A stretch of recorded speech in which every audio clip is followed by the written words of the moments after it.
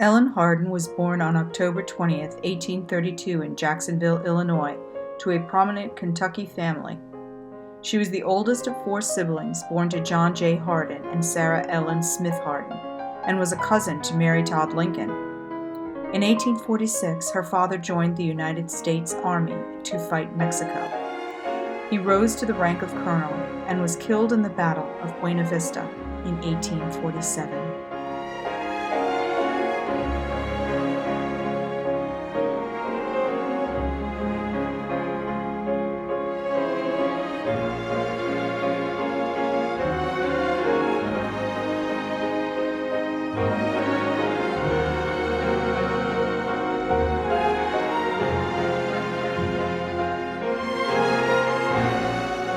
The family remained in Jacksonville, Illinois until Ellen's mother, Sarah, married the Honorable Reuben Hyde Walworth, who was the last Chancellor of New York, in 1851. They moved to Saratoga and enjoyed a privileged life during the Gilded Age at the Walworth Mansion, also known as Pine Grove.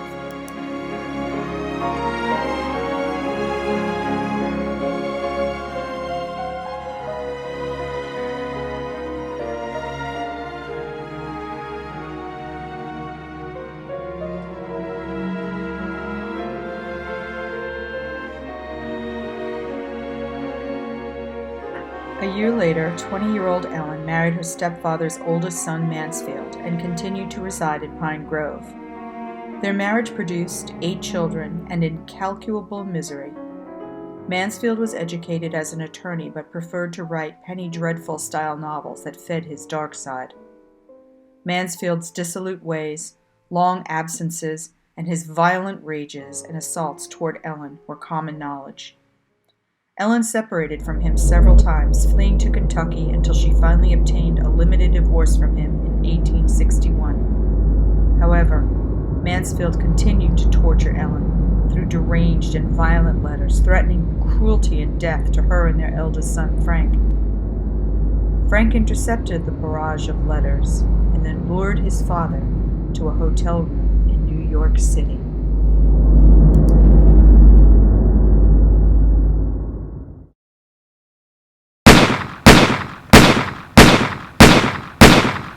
"19-year-old Frank put 4 bullets in his father and then calmly paid his hotel bill and turned himself in."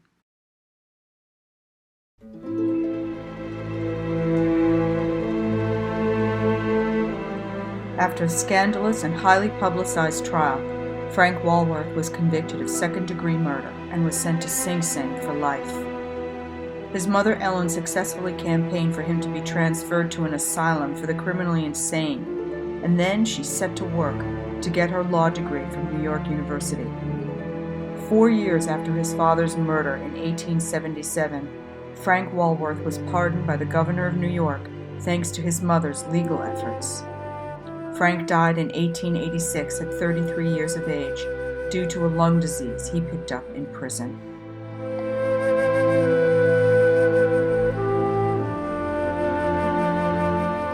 As a single mother still supporting her children, Ellen earned her degree and turned her home at Pine Grove into a boarding school to provide for her family. She operated the school for 15 years until her health declined and she moved to the warmer climate of Washington, D.C. In Washington, Ellen had a meeting at her home at the Langham Hotel with the other founders to establish an outline of what would become the Daughters of the American Revolution. She served the society as the first corresponding secretary, was an honorary vice president general, and was the first editor of the first official publication of NSDAR, American Monthly Magazine. Ellen authored many historical novels and delivered papers to the various organizations that she belonged to. Ellen also raised funds to renovate and save Mount Vernon, and as a trustee of the Saratoga Monument Association, she devoted herself to the Saratoga Monument, commemorating the many significant battle sites of which she was an authority.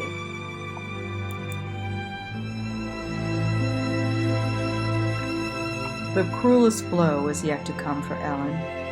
Her youngest daughter, Rubina, her constant companion, heard the call to service after the start of the Spanish-American War. She trained as a nurse at the Saratoga Hospital and then moved to Fort Monroe in Virginia. Her mother, Ellen, was the director of the National War Relief Association and said Ruby had the effectiveness of a scrubwoman and the simplicity of a saint as she attended the sick. Ruby was then transferred to Camp Wyckoff, a quarantine camp for highly contagious soldiers.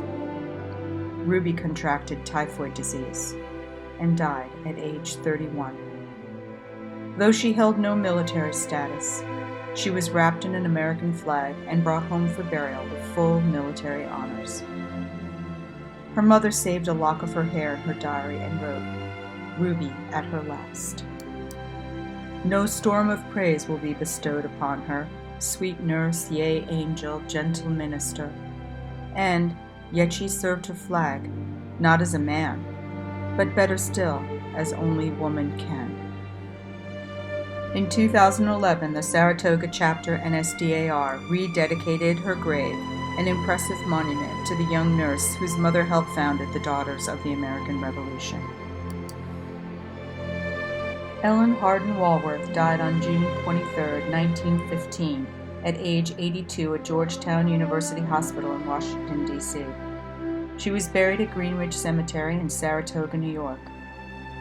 She lived a life that was confrontation between catastrophe and endurance, a woman ahead of her times with her interests and accomplishments. She was a mother, a businesswoman, a teacher, a lawyer, writer, historian, women's rights activist, community organizer, survivor of domestic abuse, and one of the 4 founders of the Daughters of the American Revolution. She will surely be remembered as an indomitable spirit.